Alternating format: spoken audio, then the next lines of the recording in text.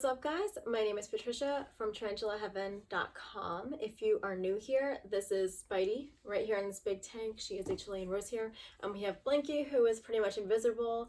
This is an Arizona blonde swing that loves to dig and tunnel and hide. So you're basically just going to be seeing the enclosure today. Sorry, but maybe Spidey will give you guys some action. We'll see if she's in an active mood. Anyway, we are filming from my bedroom, which is the place for winter because it is cold in the rest of my house and the spiders need to stay warm. If you're new here, I put out videos every single week about tarantula care, tarantula facts, my observations about tarantulas, silly things that I've seen my tarantulas do. So if you're into that, you can subscribe. And today's Tarantula Tuesday topic is going to be my 5 top tips that I think are rarely mentioned for tarantula handling. I will say tarantula handling should never be done without a ton of research and precaution.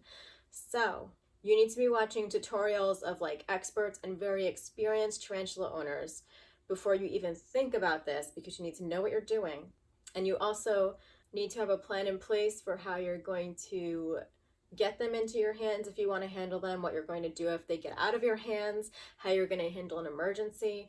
But that is not what this is about necessarily, but you should have that stuff in place before you even think about it. And of course, learning how to handle a tarantula is an entirely different topic in itself. There are tons of tutorials. You should also know how to test the temperament and know the certain behaviors that your tarantula might be displaying to show its temperament. So there's a lot of great information on the internet about those topics. So that's something else to give you to think about.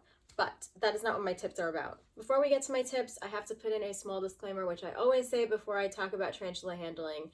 You do not need to handle your tarantula. And I always say this because, not to be just annoying, but it actually is that important for me to say that.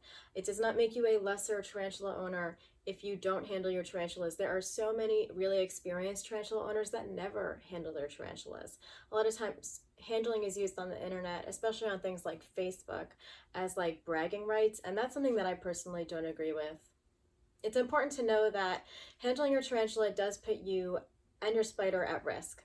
Tarantulas don't get anything out of this. They actually become incredibly stressed by handling. So if you are not comfortable with handling, this is not something that you have to do.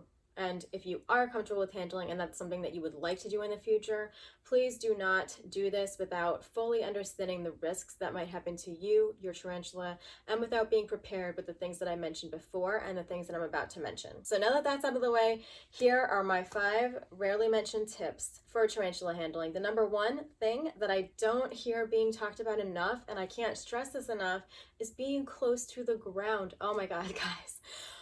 I get so nervous whenever I see a tarantula handling video and the guy is up here, he's holding it at the tarantula at waist length or higher.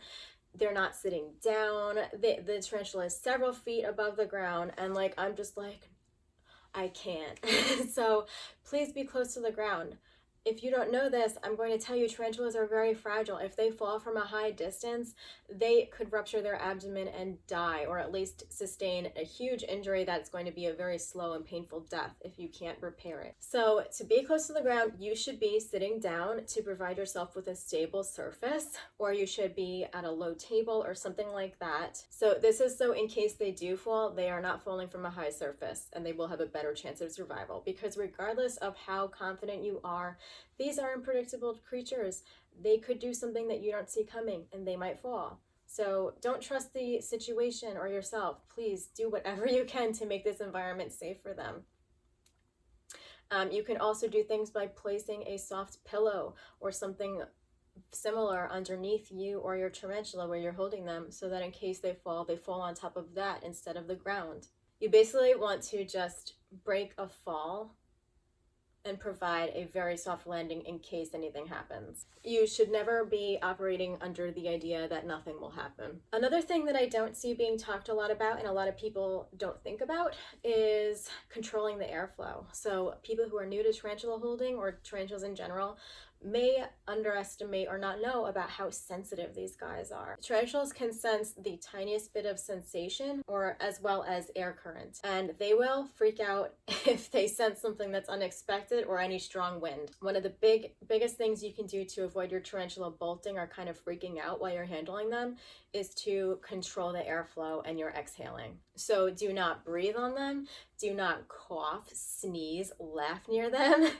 And do not talk near them. So if you have to talk or be in a conversation, which honestly you should not be doing because you need to be focused totally on your tarantula to avoid accidents, but if you must, please make sure that you're not talking like right near them. You should be talking, at least keeping your eyes on them, but keeping your airflow away from them. And you should also not be breathing directly down on them. So making sure that you're controlling things like that. Basically, you want to provide the least amount of stimulation as possible because they will feel it. And this is the same with like any sudden movements. You want to move very slowly, everything very, very controlled in your environment. Another thing that I think is really obvious, but sometimes we get so excited that we just forget basic safety, is to like quarantine all pets, kids, or other dangers when you are about to hold your tarantula. If you have pets or kids, make sure that they are gone or like in a room away from your tarantula, that you are in like a locked space that is safe where you will not be interrupted.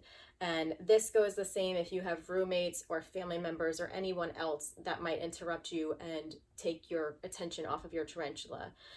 You might want to tell them before you're handling that, hey, I'm going to be handling my tarantula for the next 5 minutes, 10 minutes. If you need me, just to let you know, don't barge in, don't interrupt me, don't scare me, don't do anything that's going to provide a harmful distraction. You might also want to tell them because if they happen to walk in on you, they might freak out and that might be the end of it.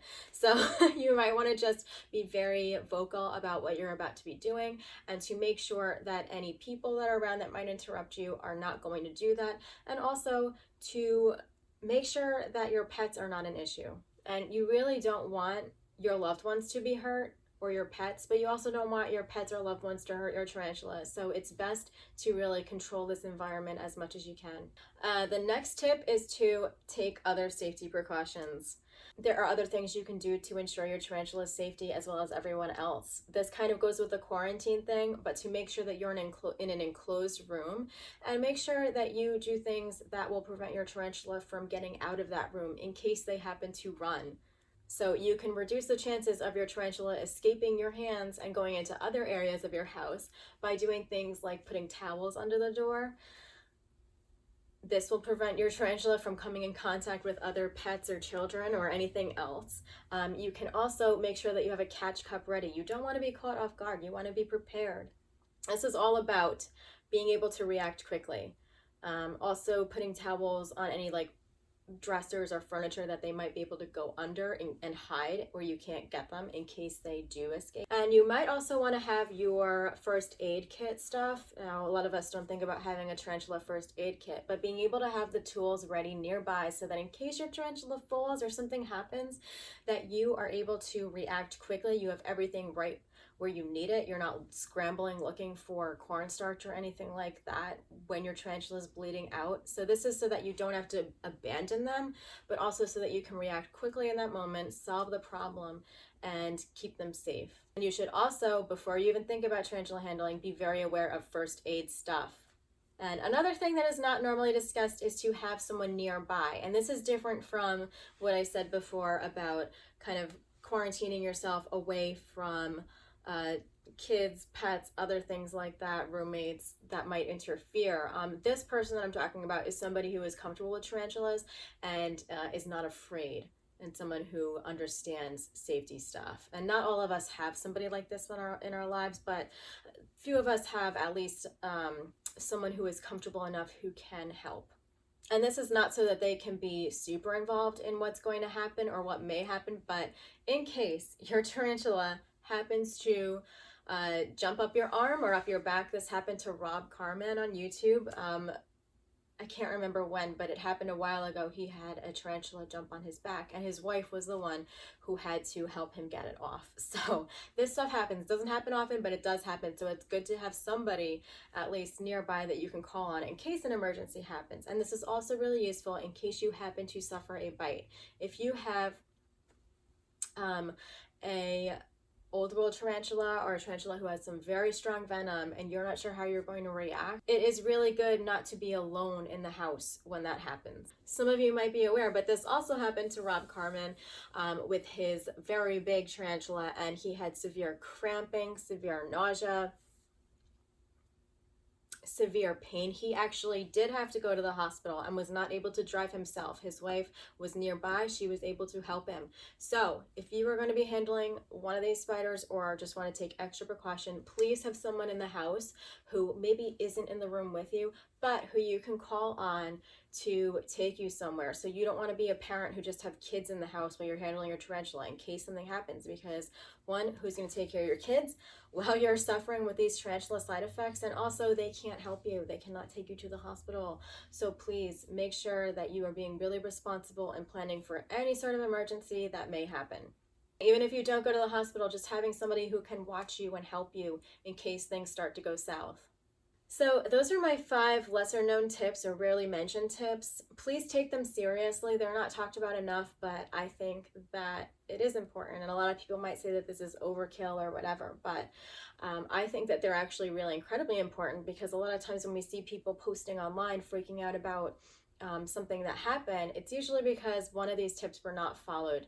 And they have a loose tarantula in the house, their cat has tracked down their tarantula, or they're having severe side effects or something. So yeah.